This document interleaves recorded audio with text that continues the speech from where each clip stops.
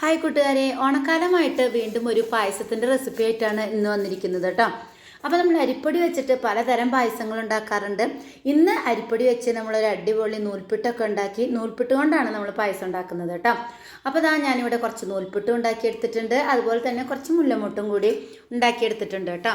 അപ്പോൾ മൂന്നാം പാല് നന്നായിട്ട് തിളച്ച് വന്നപ്പം അതിലേക്ക് നമ്മുടെ നൂൽപ്പിട്ടും നമ്മൾ ഉണ്ടാക്കി വെച്ചിരിക്കുന്ന മുല്ലമുട്ടും കൂടി ഇട്ട് കൊടുത്തിട്ട് നന്നായിട്ട് അങ്ങ് തിളപ്പിച്ചെടുക്കാം.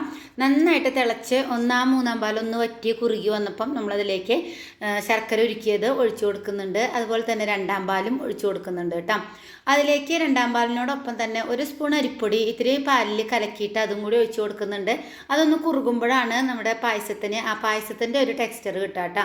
അത് നന്നായിട്ട് അങ്ങ് തിളച്ച് വരുമ്പം ഏലക്കായ, ജീരകം, പിന്നെ ചുക്കൊക്കെ കൂടി പൊടിച്ചതും ഒന്നാം പാലും മുന്തിരി കാണ്ടിപ്പരിപ്പൊക്കെ ഒന്ന് വറുത്തിടുകയും കൂടി ചെയ്തപ്പോൾ കിടിലൻ പായസം ഇവിടെ റെഡി ആയിട്ടുണ്ട് കേട്ടോ.